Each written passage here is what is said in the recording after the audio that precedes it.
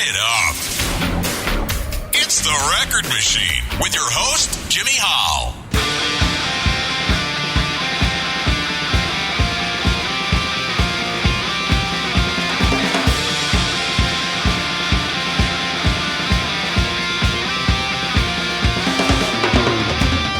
You're a trillion miles away, and I gotta get back to you. If I don't get home soon, you might think I've gone astray. Made a wrong turn at the sun, and I miss your Milky Way. If I don't get home soon, it won't be any fun. Rocket ship to you. I gotta get back the stars. Got no time to hang in bars. Up there, up there, up there, in the starshine, you swim, you swim, you swim, in the moonshine.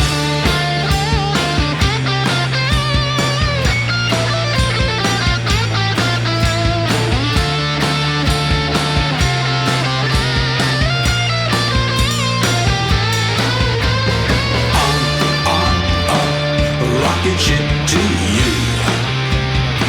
I gotta get past the stars. I've got no time to hang in bars. You're a trillion miles away, and I gotta get back to you. If I don't get home soon, you might think I've gone astray. Made a wrong turn at the sun, and I miss your Milky Way. If I don't get home soon, it won't be any fun. I'm a rocket ship to you. I gotta get past the stars. Got no time to hang in bars. I'm a rocket ship to you. I gotta get past the stars. I've got no time to hang in bars.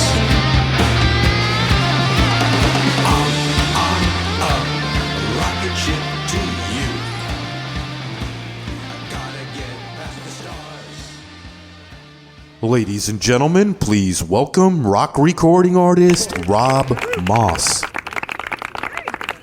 Hey Rob, how you doing? Pretty swell. How about you? Pretty good. It's a beautiful day in the neighborhood. Same here. Where are you at today? I'm in Boston. Oh, nice. Moved here back in August. Still getting settled in. Just recently found a house that looks like it's going to work out. We've been in a temporary apartment while we're looking for a place, and it'd be nice to get out of here because pretty much 99% of our stuff is in storage, including all my guitars, my amps, my gear, my music. So it would be nice to get back to living again. Wow. Where are you originally from? Originally I am from here, as a matter of fact. I was born in Boston, but don't remember much. My family moved when I was 4 to the Washington, D.C. area in Maryland, which is where I grew up and first started playing music there.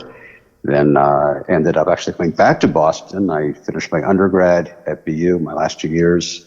Then went to New York City for quite a while, then Los Angeles for quite a while, and then I've been in Portland, Oregon since 2009 with my wife and my son, who was born in Los Angeles, and now we're here. Wow. You've been around, huh? I get around. That's pretty cool. Like the Beach Boys song. Yeah. Tell me about your musical background. When did you start getting involved in music? The first instrument I played was in elementary school, back when public schools had pretty much everywhere had strong music programs. And the teacher, you sit down with them and they put a number of instruments in your hand and you take a few tries, a couple different things. And I landed on cornet and played that for a year miserably and pretty much dropped out of playing music until I got into junior high school. and started playing bass, took some lessons, and then from some friends of mine started writing songs together. And while I was not, I did have a few lessons early on, but it really became sort of, try as you go, learn as you go, write songs, make mistakes, and learn from them. That was how I learned music originally. Tell me about some of the bands that you played with and some of the artists that you worked with. Oh, okay. Well, starting out, the first guy I started playing with was in junior high school, a fellow named Brian Gay. And we were both listening to a lot of sort of the underground rock, sort of punk, new wave kind of stuff. This was maybe 1979. There was a scene that was going on that, unfortunately, because all these bands were playing in bars and we were underage, we couldn't really go see. But there were a number of records. There was like the 30 Seconds Over DC compilation album. The Slicky Boys had put out some EPs. And what else? There was a few other bands putting out things. So we had those, and we would read the local papers. And then a friend of mine, Mark Alberstadt, who was the original drummer in Government Issue, jumping ahead, he had an older brother who would sneak us into a couple of clubs like the Psychedelic in downtown Bethesda, where we would see the Slicky Boys, Tina Peel down from New York, Sorrows, also from New York, would come down, as well as shows at the University of Maryland. Saw Bad Brains and all those kind of bands early on. And that's really what kind of inspired us and got us trying to emulate those types of bands originally. And then sort of hardcore punk developed sort of 1980, 81. Mm-hmm. Brian and I formed a band then while we were still in high school. First band was called The Indians. We had a female singer. Played one or two shows with her, did not work out very well. And I remember, this is a friend of mine from skateboarding. I suggested, why don't we, try him? His name was Steve Polcari. And he joined us, and we changed our name of our band from The Indians to Artificial Peace, and played for quite a while that way, recorded for Discord Records, had 3 songs on the Fletcher Head compilation album, which became pretty much as the thing that really got us known and got lots of bands known from the DC area back in 1981. And from there, that band broke up. Those guys went on to form a band called Marginal Man. I later joined my friend Mark Alberstadt's band with John Stabb on vocals, Tom Lyle on guitar, and that band was Government Issue.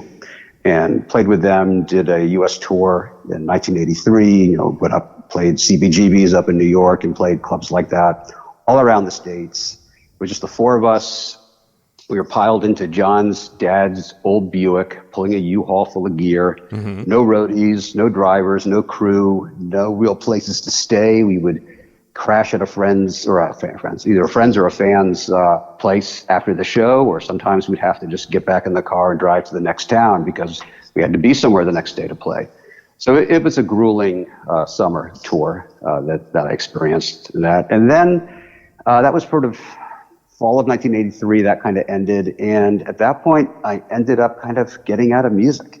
Wow! And really didn't think I would play again. Certainly didn't think I'd play in a band again or record again until 2016. And at that point, I picked up a guitar, taught myself some covers. I was a bass player before. I wasn't a guitarist. Mm-hmm. And pretty much immediately went back into songwriting. And because I had written a lot of the songs in the earlier bands I was in, with the exception of Government Issue. They had all the songs already.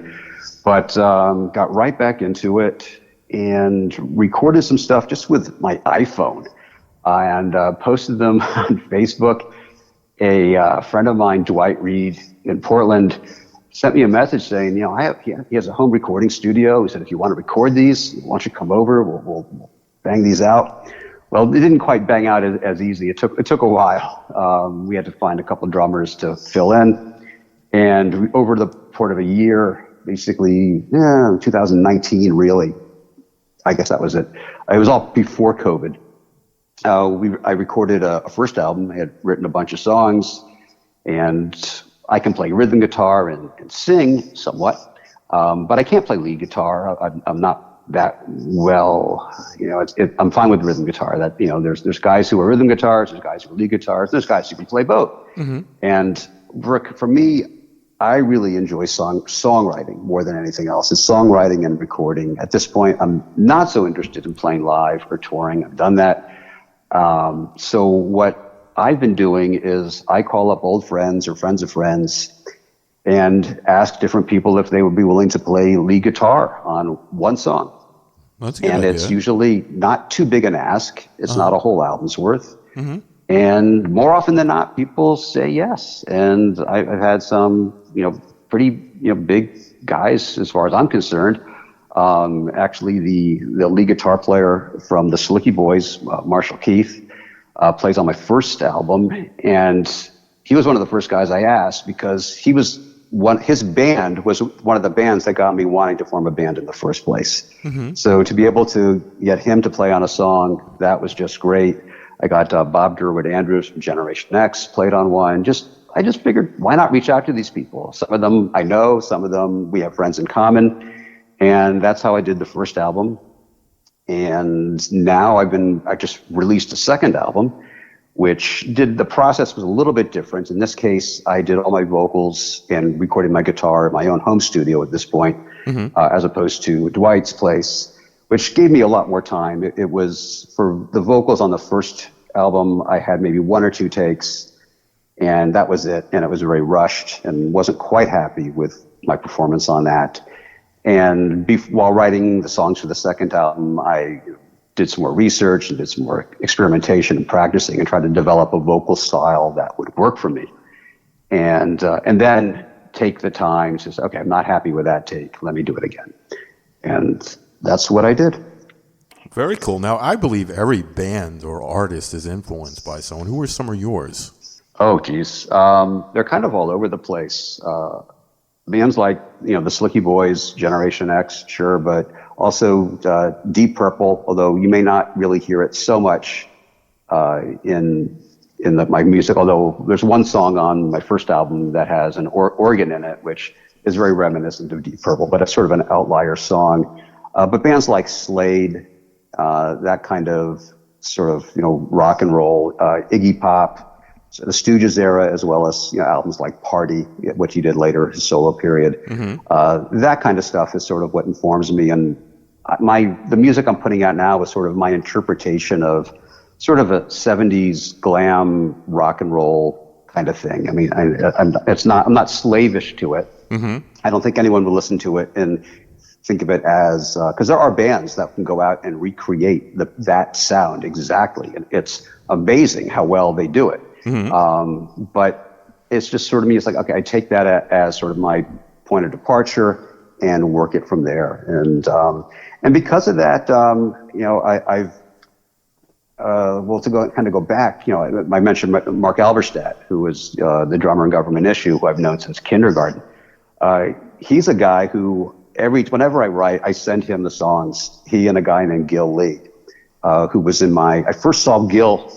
I'm kind of telling the story back around, but I saw Gil when we were in junior high school. He was 2 years older than us, and he looked like Jeff Beck or something like back then. And he could play amazing. He had the look, he had the hair, he had the sport coat and some medallion he was wearing. And I remember seeing him in junior high school playing in some band and thinking, wow, he was really cool. But at that point, 2 years older than someone is a big deal. So we never hung out. But in the last few years, we've gotten to be quite close. And between Gil and Mark, those are two guys who I'll bounce ideas off and send them early sort of demos of tracks to get their thoughts on it. And Mark has come back after hearing the final album, and he says, this sound is unique. And that comes from, part of it honestly is because I'm not a great musician. I sort of have to do what works for me. Mm-hmm. And so I sort of work around my limitations, and it sort of forces me to work in a certain style. And at the same time, I'll go out and I'll find guys who are incredible musicians. Like one of the guys who plays lead guitar on one of the songs, this guy named Scroat. That's what he goes by. That's not his real name. He's a producer. Mm-hmm. And he's, have you seen this Celebrating David Bowie tour that's going on currently? he's one of the guys responsible for putting that on. Oh, so wow. he's performing in that along with Adrian Ballou and Todd Rundgren and a bunch of other guys. And they're actually playing just outside Boston tonight, so I'm going to go see them later this evening. But guys like Scroat, these are great musicians who are. It's just amazing that they are willing. I'll play them my songs. Here's like the a rough mix of it, and they hear the song and they can hear the potential of the song. So, which to me is a great thing. And then they take it, they add lead guitar. In the case, sometimes I have guys who will play piano on songs or other instruments, saxophones, and it's just I'll give them some loose direction of what I'm going for, and it's sort of like casting a film. A casting director or the director of a movie, chooses certain actors because they know they have some qualities that they'll bring to the role. And for me, it's the same when I choose guest musicians. I'm finding guys who understand the song I'm doing and will get the references going for. Like there's a guy named Sal Baglio, who's another guy here in Boston who's been playing for a long time. He was in the Stompers. His current band is known as the Amplifier Heads. And for one song that he plays on, I said, I want this song to sound like Willie Alexander and the Boom Boom Band, which was a Boston band in the late 70s, which were a phenomenal band. I mean, I never got to see them live. I wish I had. And I know Willie Alexander, he still plays shows. And I'm going to definitely, now that I'm living in Boston, he's in this area, I'm definitely going to go see him. So when I told Sal, I said, I want that sound, both with the piano and the lead guitar. Being a Boston guy, he knew exactly what I'm going for. And if you hear the song Two Slices of Bread, he totally carried it out. And it's just great to have that. So that's sort of the way, another song that, kind of more of again, it's an outlier song on the album. I mean, there's 11 songs on the album, and most of them are sort of kind of proto-punk rock and roll, glam-ish, or at least my take on that style of music. But one song, there's a song called Ink Blue Smoke. And when I started playing around coming up with it, it originally wasn't going to be necessarily a song for the album. But the more I started playing it, I said, okay, I got to finish it and turn it into something. And it's got this sort of swamp rock, southern rock thing going on in it. And there was a band called Raging Slab. I don't know if you remember them back in maybe the 90s. And Greg Strazemka, who was another Washington, D.C. guy who used to play in bands there, he was the lead guitar player and vocalist in Raging Slab. So I got a hold of him and, gave him the tracks. And he played some organ and guitar on it. And it's like you cast the people who can do the job. And if you're going to write a song that's like a swamp rock song, he's the guy. So, that's sort of the way I approach it. Very cool. Now let's talk about this release. It's called Now with More Rockets. Who were some of the players on this album? Okay. Let's see. Well, Gil Lee, he plays the lead guitar on the first track called A Rocket Ship to You. He's the guy who I originally saw in junior high school and, couldn't really talk to because, he was a big guy.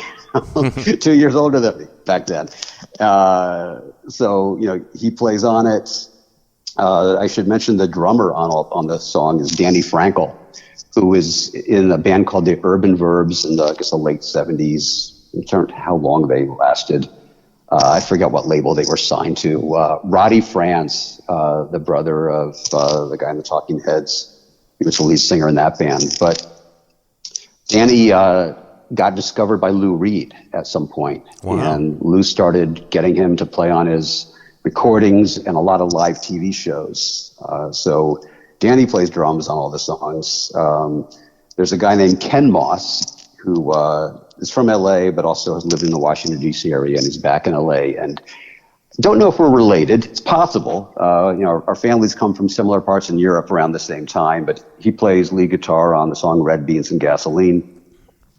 You want me to list everyone? I should, actually, because I can't thank them enough. Really. I think it would be cool, too. Abad Baram plays lead on one song. He was another old DC guy who was in the Raz and some other bands. Let's see, there is Wes, and I'm going to butcher his last name, so I won't even try it, but he'll forgive me. Wes is a guy from Chicago who I've also met when we were in Los Angeles. He used to play in a band with Brian Gay, who was my first songwriting partner.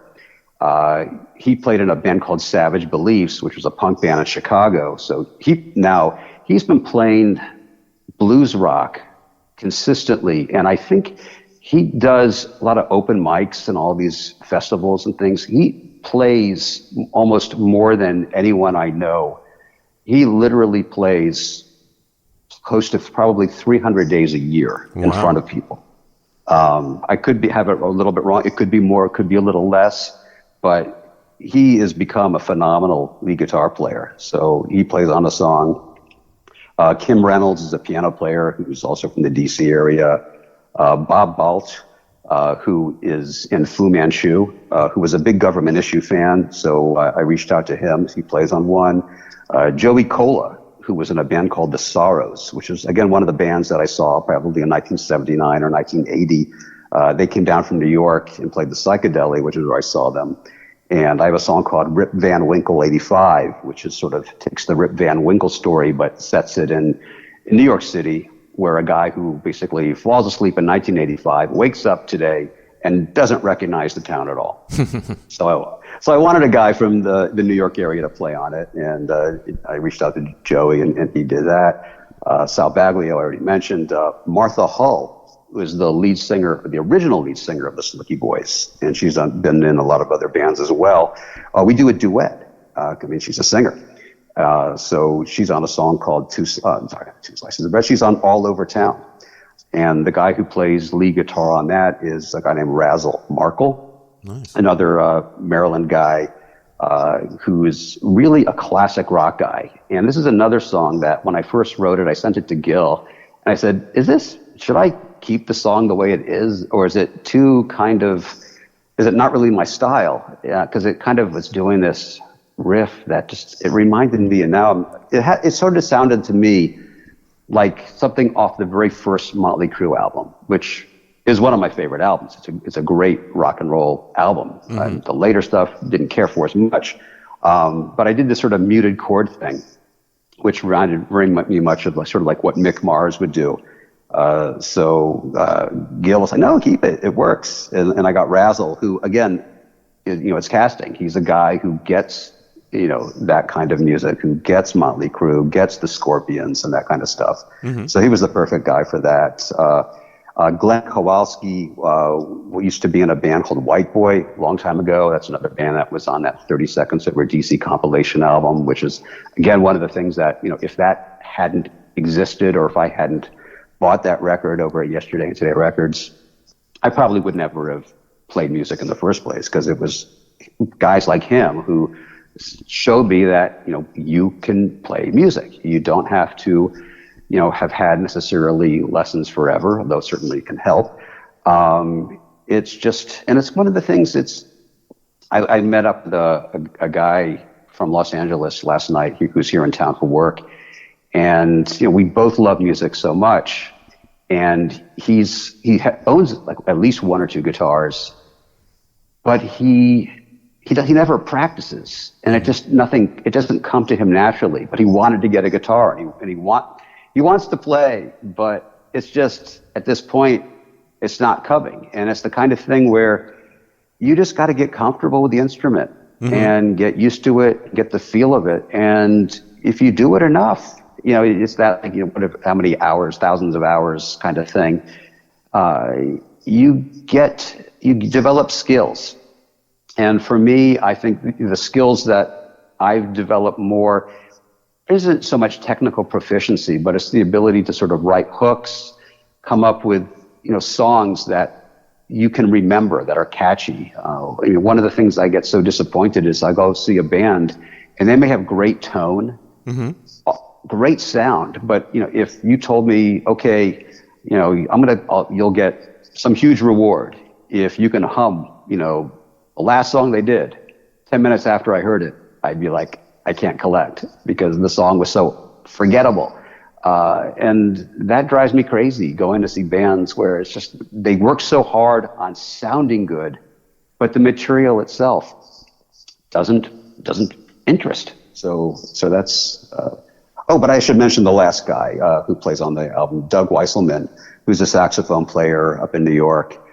Who's another guy he's played with Lou Reed and a lot of other people. And, again, he's a guy I reached out to and said, I have a song that I can envision horn parts for, and sent him the tracks, and bam, he got it. He put some, tenor and some other, sax on it. And it just, the song rocks. And if I didn't have the sax parts, it would not hold together the way it does. Yeah, I think it's a great album. I've been listening to it probably for the last week or so, up to this interview. And wanted to ask you, the title, Now With More Rockets, does that have to do with there being two songs on the album? Yeah. One in the front and one in the back? Yeah, that's pretty much it. I that song, A Rocket Ship to You, and then the last song, which is, I'm on a rocket ship heading my way back home. And they're both songs on, it's a related topic. It's, literally getting on a rocket to go back home and be with my wife. And but when it came time to come up with an album title, I just noticed, okay, I have these two songs with rockets, and I wanted to start and close with them. And it just it sounds like one of those sort of like advertising things, like new and improved, that with more rockets. Right. Like it's like some gasoline that, comes with, more, some additive in it or something. So that's where the title came from. That's pretty cool. Now, this podcast is going to feature two of your tracks, that being one of them, A Rocket Ship to You and Red Beans and Gasoline. What's the story behind both of those songs? Okay, let's see. A Rocket Ship to You, I think it was maybe the second song I wrote for this album. The first one I wrote was the second song on the album called A Donkey. But a Rocket Ship to You, I just... And I've heard you ask other people who, there was a guy who was listening to a podcast recently on your show, and I think he writes lyrics first. He's very much a literary lyricist. And for the most part, I work on music first, and then I let the music kind of, it gives me a feel of what the song should be about, and then I write the lyrics afterwards. It's, for me, it's a more natural thing. But because all my instruments now have been in storage since August, recently I started, because I've come up with some ideas, so I started writing down some lyrical ideas. And so I'm going to end up writing some songs the opposite direction, and I'll see how that goes.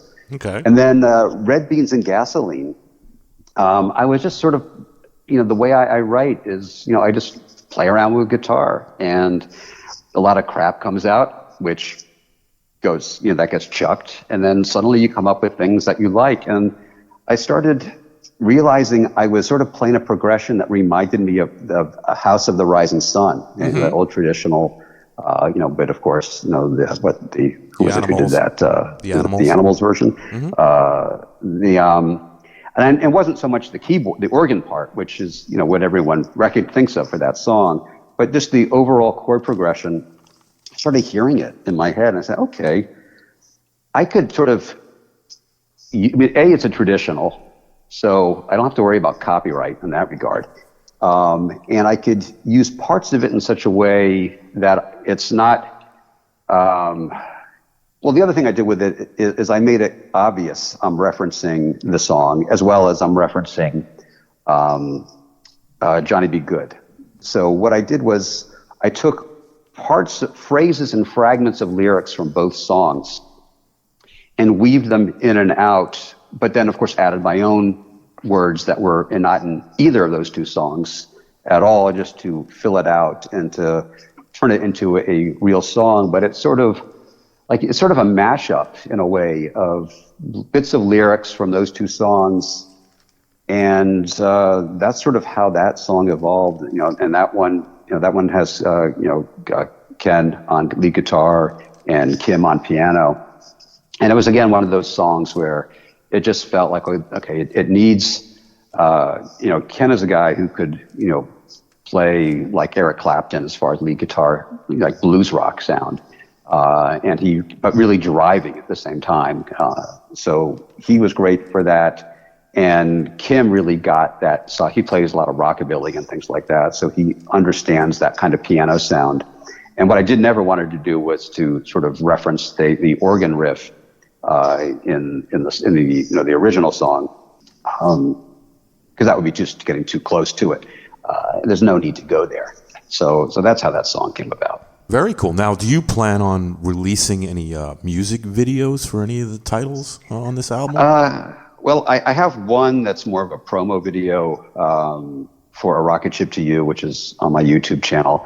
I had made several videos for my previous album, and they were kind of unconventional. I'd use a lot of stock, like library shots or my own stills that I would take and do animation stand type moves on them.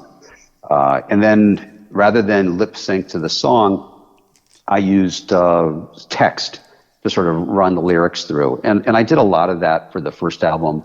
And my plan was not to do any of that for this album, but I understand that there's demand for it to some degree. So since I'm here with limited stuff right now, I took literally the photographs that are on my Bandcamp page of the CD and used that pretty much exclusively as the imagery for the first video, but we're doing moves on it and some other things as well.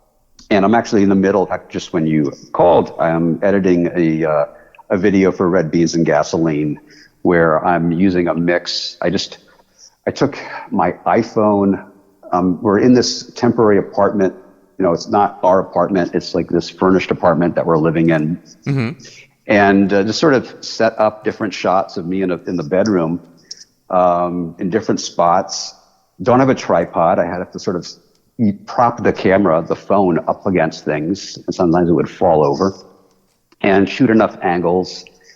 In this case, I'm lip syncing the song. And then again, finding some stills that are in public domain or Creative Commons that I could use, and editing those as well into it. So soon there'll be a video for Red Beans and Gasoline. Nice. But after that, I don't know. I don't know if I'll continue. It's very labor intensive. I'm doing these sure. things.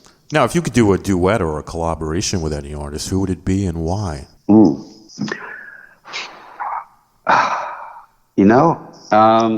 you say like a duet, like vocal duet, you mean? Yeah. Yeah. Let's see. There is someone. Actually, someone asked me to do that on a song coming up, and I don't know which of us will get a chance to do it first.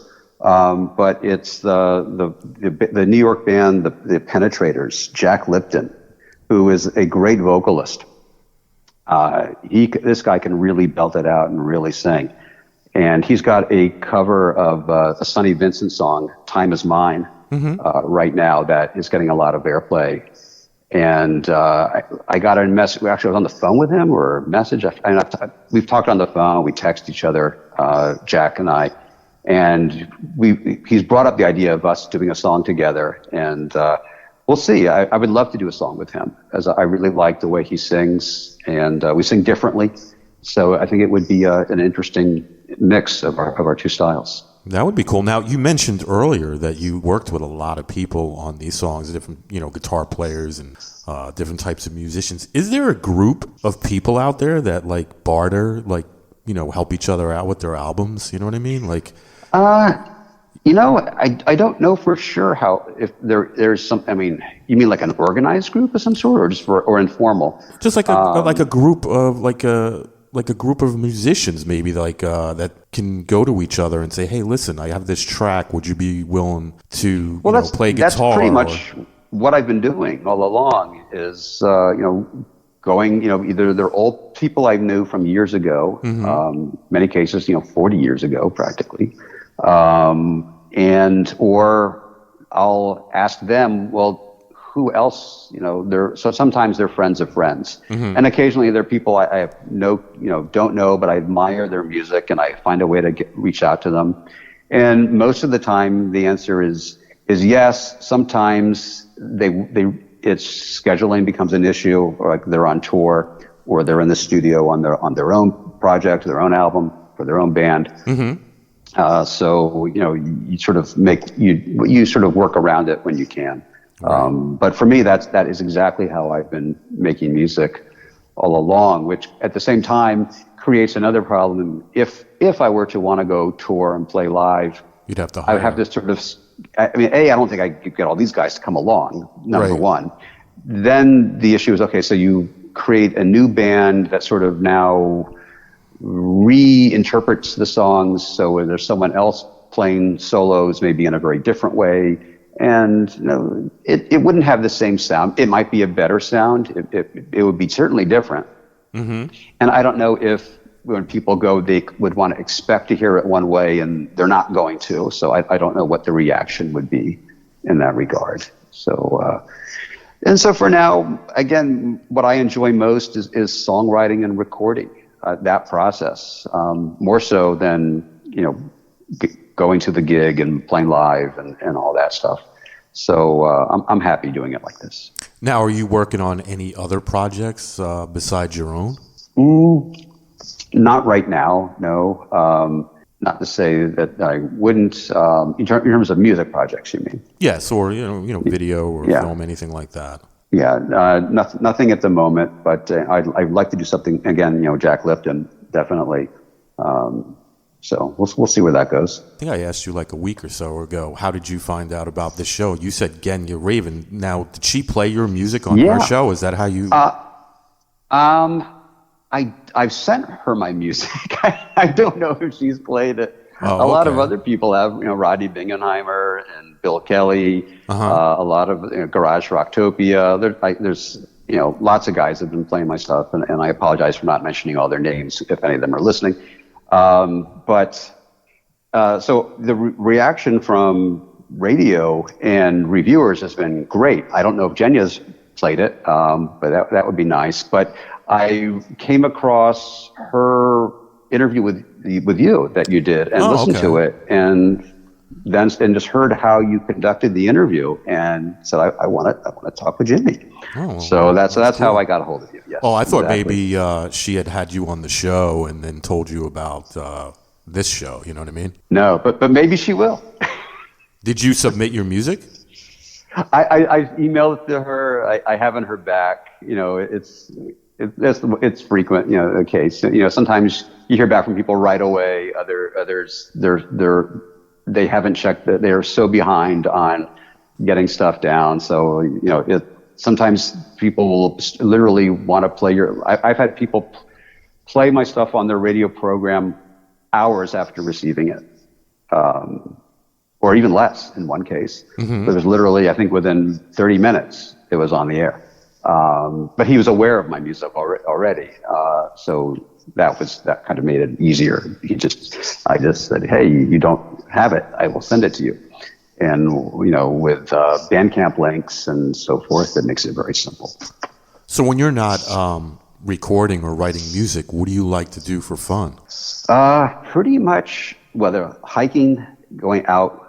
My wife and I, we like to go on walks and hiking. Mm-hmm. And now that we're here in the Boston area, we're going to find new trails in New England and so forth. There was a lot of great hiking in Oregon, where we've been living the last several years. So we're going to have to find new places here. I enjoy cooking and baking to some degree, although my wife is the far better cook and baker. I am usually the one who cleans the kitchen afterwards, but I also will do the same as well, cook and bake bread and that kind of thing. That's pretty cool. Yeah. Are you a Red Sox fan? Oh, am I a Red Sox fan? I guess I will have to become one, but I haven't really been following baseball much. So what about the Patriots? I'm not a big sports guy. I have to admit. So I don't really follow team sports quite so much. Once in a while, I'll watch a game, and there's a beauty in it once you kind of get into it and see it. And sometimes the drama is quite intense. But it's not something I, gravitate to naturally. I mean, one of the things I used to do a lot, but haven't done it in recent years, but want to get back into it, is small boat sailing. Oh, nice. Like lasers and catamarans and things like that, which is actually how I met my wife. I used to teach small boat sailing through UCLA's recreation program on weekends when I lived in LA. And, the pay was practically nothing, but the perk of teaching there was you could basically take out a boat anytime you want if no one else had it, or do their Wednesday night races and not have to pay an entry fee. So there was a period of a few years where I was probably on the water 3 days a week sailing, and haven't been in a long time. I did a little sailing when we were living in Portland, but now that we're back here, there's sailing on the Charles River, there's sailing on a bunch of lakes around here, and I'm much more into small boat sailing than keel boat, big boat sailing, where you're doing on a keel boat, you do one thing, and sometimes all you are is rail meat. You're just there for ballast, and it's not very fun for me. I like single hand boats like a laser, or a 2-person boat like a dinghy or some catamarans, and because then you're constantly in action. You're very low to the water. It's fast. You get wet. To me, that's the exciting form of sailing that I really enjoy. Sounds exciting, fun. Yeah, I've never been sailing. I've been out on a boat and stuff like that, but I really enjoyed it. Sure. Yeah. I mean, are you near like Fenway Park and all that, or is that further away from you? Not far at all. I mean, currently this furnished apartment we're staying in, we're in the Seaport area, which I remember coming into this area in the 80s when I was living here back then. And this place was industrial. It was deserted at night. It was not a place you'd want to spend time in. And if I had a crystal ball, I would have invested any money I could have talked anyone into giving me to buying property here, because you look at the place now and it's just amazing what the Boston Seaport area looks like now. But we'll probably be moving to a place probably north of Boston a bit, maybe 30 minutes out, like Winchester or Arlington. Those are the areas we're looking at. Nice. The last time I was up in that area, I was in Malden. That was in 2018. I went to go see a buddy play at a club called Mix 360. It was a good show. Good. But that was Is he still playing? Yeah, he has a band called Mass. They're a hard rock band from the 80s. Great. They've been around the Boston area for years. Don't know if you're familiar with the band Extreme. They sung that song More Than Words and Wholehearted.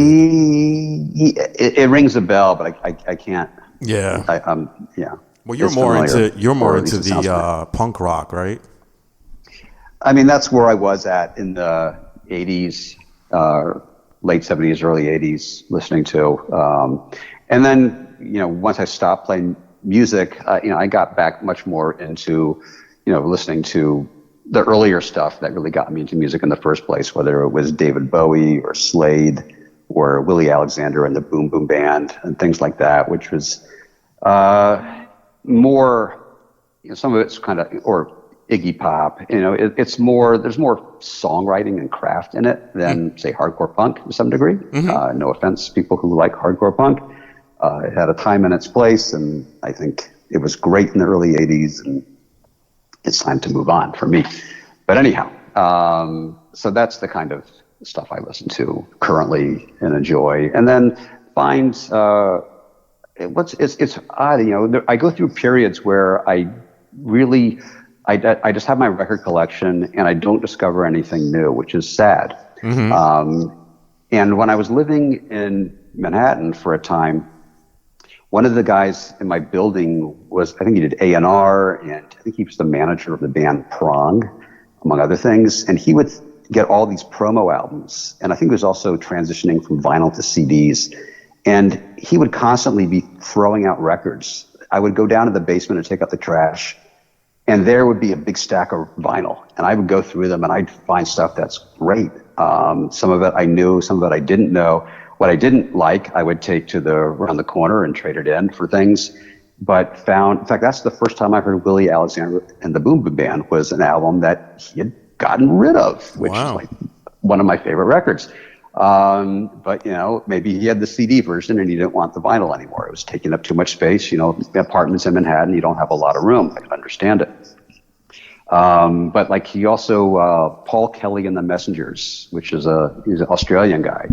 who, I don't know how you would describe it. I mean, he's like singer-songwriter guy, kind of has almost a Bruce Springsteen vibe, sort of, but not.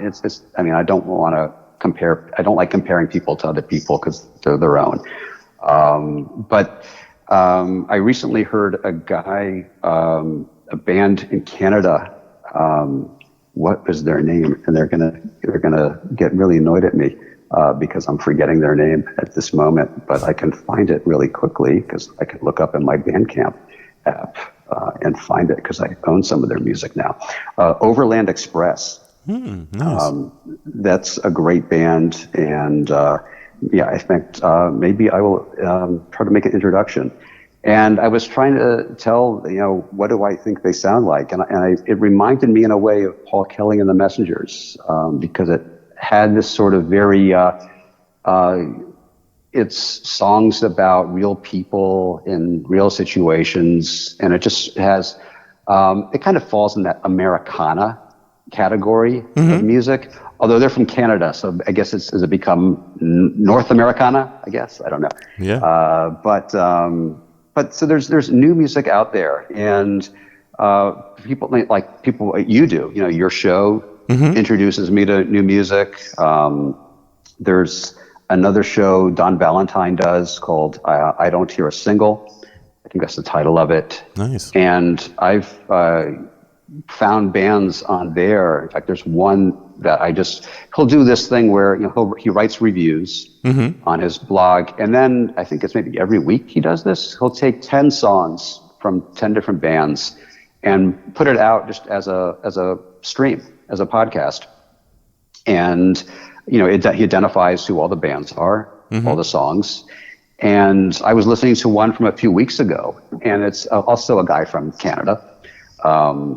And it's interesting because this is a guy who his earlier music was, from what I can tell, is all sort of post-rock, all instrumental and kind of noisy. But he has this, he goes by on Bandcamp called Affiliate Links. And I got to get in touch with him. And I got to buy his music too, because I've been listening to it and it's a great album. But the guy who was in it, Bradley Davis, he was in a band called Fresh Snow in Canada, which was that kind of instrumental the stuff that I heard from it. It's kind of I don't say this disparagingly, but it's just it's a very aggressive kind of post-rock kind of thing. Cool. And what he's doing now is this some of the songs, I mean, it sounds almost like Lou Reed Velvet Underground. It's got that quality to it. And, I really, really like what he's playing. And so it's, again, I mean, I kind of taking this little long story around is people like you, like Don Valentine, who discover all these different bands and help get the word out. That's exposed me to all sorts of new music that I never would have heard of before. Yeah. So I really value what you do, what Don does, and a lot of other guys as well. Well, thanks. I appreciate that. I love sharing the music and the stories behind it, Yeah. Now, for people that are out here listening, how would they go about getting your new album? Okay. Well, the best way is to go to Bandcamp, and they could just, if they want, just do a search and put Rob Moss. I should come up, and then just look for Rob Moss and Skin Tight Skin, or you can search for that. Or if you want to type a URL in, just straight out, you could type skin-tight-rock.bandcamp.com, and I'll come up. So again, that's skin-tight-rock.bandcamp.com. So that's really the only way. My music is not on Spotify. It's not on Apple Music. It's not anywhere else. As far as a way to distribute music, Bandcamp to me is the most equitable in terms of how musicians and artists get paid, because that is important. I mean, likes on Facebook are nice, but likes do not pay for mixing time. So, it costs money to make these things. It's a labor of love, no doubt. And I wouldn't do it if I didn't love doing it. But it would be a lot of people, tell me how much they enjoy the music, and they click like, and they'll even make comments about specific songs or about the production process, the particular sound that they're hearing. Mm-hmm. And then they don't think well, maybe should I support that music and buy a CD or the digital download? Right. It's funny. It's because we're like in this sort of post Spotify, Napster world where people they don't value music the same way that we did when we were young. They don't value the investment that we make in it, both in time and in money. I recently I found that my music was on some pirate file sharing site. My album hadn't been out a month, and it had already been up on one of those sites. And I was able to track down the company that runs the site. And it took a little while, but they removed the files, and they put in some kind of filter so nobody can attempt to upload my songs again. Wow. But I've done searches there, and there's lots of copy. I mean, you read their fine print on their website, and it says you're not allowed to share copyrighted material. Wow. Well, that's what everyone's doing on that website. So, but it just you have to find it, and then you have to complain. And you also, it's actually not technically a website. It's an app. Mm-hmm. So you actually have to download their software onto your computer before you can even do a search to see if somebody has pirated your files, your digital files of your songs, to see if they're even out there. So you could look on Google and see if it's there, and you won't find it. You have to go through the trouble of, like I said, download their software, and then log on and find it. I actually contacted the pirate, the guy who uploaded the songs, the whole album. I have his username, and I sent him messages saying, why are you doing this? And he just thought it was funny, and blocked me after that. So wow, it's. I mean, when I listened to music when I was young, it was an experience all in and of itself. I would go down to the basement where the stereo was, and I would, put on the record, clean it, put it on, read the liner notes, even though I've read them a million times before, and read them again as I'm listening. Right. And it wasn't like something as a background for an activity. So that's still the way I like to approach music, but it's harder and harder to go that way. Yeah, I saw that story on your Facebook page when you posted it. I was like, wow, what a bunch of idiots, people that actually do stuff like that. Yeah. You put in the time and the hard work, and, you should be rewarded for it, not have people just taking it from you, Yeah. Yeah, you're absolutely right. But again, the pirate guy, I mean, that's one thing, but, all the people who are, hey, attaboy, sounds great, click like, so forth. It's like, hey, it'd be nice if you would actually, support it beyond that. I mean, the social media stuff is nice. The reviews are nice. Getting airplay on Rodney Bingenheimer and all these other shows is great, but it'd be nice to be able to, get a little. I mean, I'm not quitting my day job. I don't do this professionally. Right. I have no aspirations to, and I respect the people who do that. It's such a, and I know people who've been doing it for years, and some have become very successful and do very well, and others live very Spartan existences because what they do is they do music, and it's harder and harder every year to make it happen, even without COVID. It was never easy to do. Even if you had great talent, there's so much luck involved. There's so many other things involved that it's very difficult. So for me, I'm just hoping to, recoup the cost of making it, so I'm not out of pocket. And if it makes a little bit more, I'll share that with everyone who plays on the album. I mean, there's like 17 musicians who play because I have a different guest league, at least one guest musician on every song, if not two. Plus a drummer and a bass player. Wow. Who play on every song. So it won't go far, but I get, because I have a number of things that are albums and other music on Discord Records, and I get royalty checks every year from them. Nice. It's again, it's not nothing for me to quit my day job on, but we can go out and have a meal or something like that. a really nice thing. And I have other of my music that was bootlegged, by a label in Germany. We never saw any money for that, even though they certainly got a lot on their end. Mm-hmm. I mean, a lot. I don't know what a lot really means anymore. But it's that kind of stuff. It's like it happens and things like that. But at this point, I'm more interested in, the current music I'm doing and continuing going forward with that. Very cool. Now, do you have a website you'd like to promote? I decided not to really build a separate website. I'd rather just, use the Bandcamp page, because that's where people can hear the music and where people can purchase the music. So creating another site to me just kind of gets in the way. Right. And people can, also you can sort of subscribe or follow a musician or a band or an artist on Bandcamp. Mm-hmm. So periodically, if I have news, if I put out, some other music, or if I put out a video or some other thing, I will, be able to send that message to anyone who is following my Bandcamp page. Right. So for me, it's just simpler to keep it all in one house. Mm-hmm. So that's the way I do it. Now, you can add merch to that page as well, right? Oh, sure.